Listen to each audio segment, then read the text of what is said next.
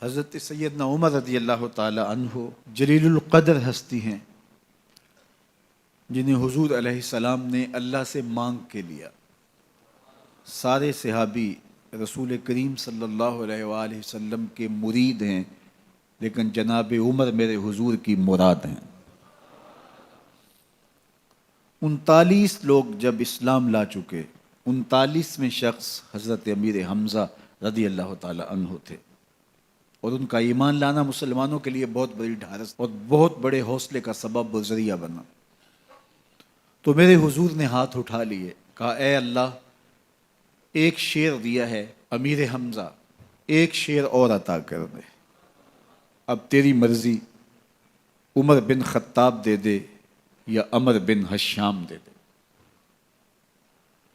حضور دعائیں مانگ رہے ہیں، اور یہ ہاتھ میں تلوار لیے غیظ و غضب سے بھرے ہوئے گھر سے نکلتے ہیں کہ بانی اسلام کا چراغ ہی بجھا دینا ہے۔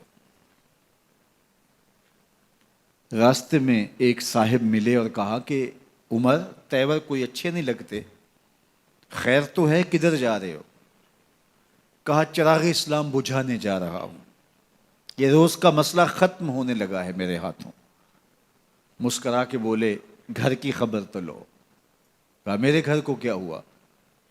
کہا تمہاری بہن فاطمہ بھی نوکر بن گئی ہے رسول اللہ صلی اللہ علیہ وسلم کی۔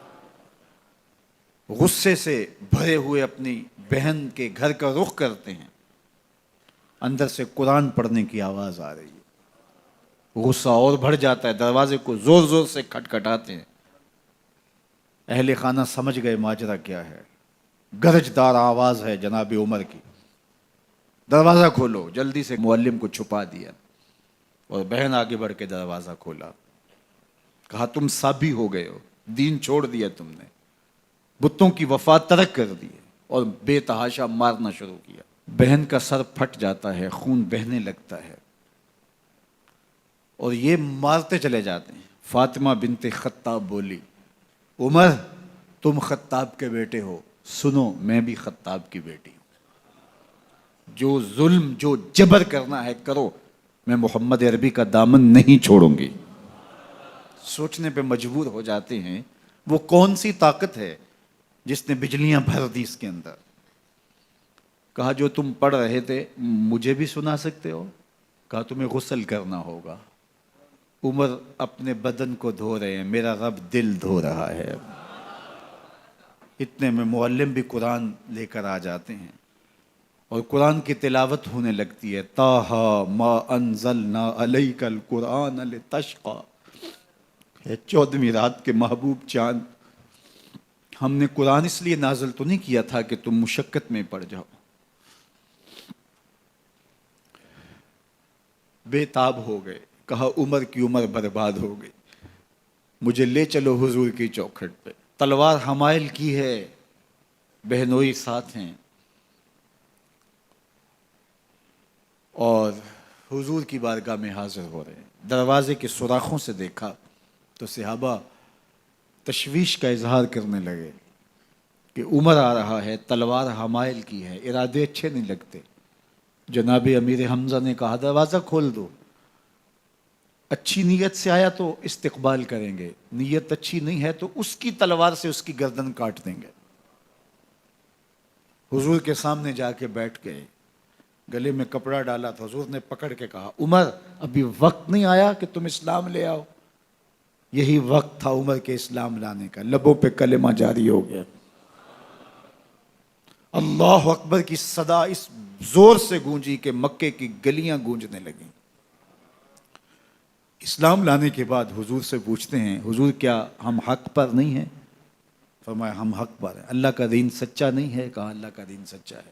آپ اللہ کے سچے نبی نہیں ہیں؟ فرمایا میں اللہ کا سچا نبی ہوں۔ تو کہا پھر ہم چھپ کے عبادت کیوں کریں؟ اب مسلمانوں کی 2 صفیں بنتی ہیں، ایک صف کی قیادت امیر حمزہ کرتے ہیں، دوسری صف کے آگے آگے عمر بن خطاب چلتے ہیں، اور حضور درمیان میں ہیں، اور یہ ملکوتی قافلہ صحن حرم میں آ کے اعلانیہ عبادت کرتا ہے۔ حضرت عبداللہ ابن مسعود رضی اللہ تعالیٰ عنہ فرماتے ہیں عمر کا اسلام لانا اسلام کے لیے عزت کا سبب بنا، اسلام کے وقار کی علامت بن گیا۔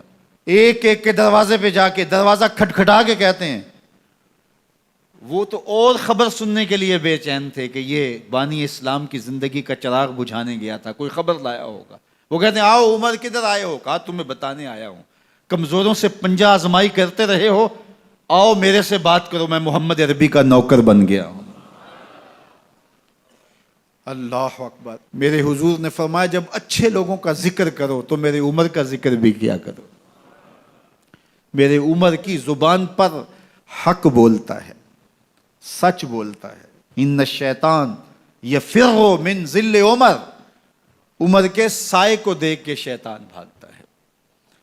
اللہ اکبر۔ اسلام لائے تو زندگی کی ایک ایک سانس اسلام کے لیے وقف کر دی، حضور کا پہرا دیا، حضور کی ناموس کا پہرا دیا، حضور کی شریعت کا پہرا دیا۔ اسلامی فتوحات پھیلیں تو پھیلتی ہی چلی گئیں، کبھی مصر فتح ہو رہا ہے، کبھی ایران فتح ہو رہا ہے، آرمینیا تک مسلمانوں کی افواج پہنچتی ہیں۔ 22 لاکھ مربع میل پر حضرت عمر رضی اللہ تعالیٰ عنہ کی سلطنت پھیل جاتی ہے۔ عدل و انصاف کا دورہ ہوتا ہے۔ زمانے نے دیکھا کہ غیر مسلم بھی عدالت میں کھڑا ہے تو اسے خوف نہیں ہوتا تھا کہ میرے سے ناانصافی ہوگی، اس لیے کہ حکومت عمر کی چل رہی ہے۔ وہ بھی مطمئن ہوتا تھا کہ میرے ساتھ انصاف ہوگا۔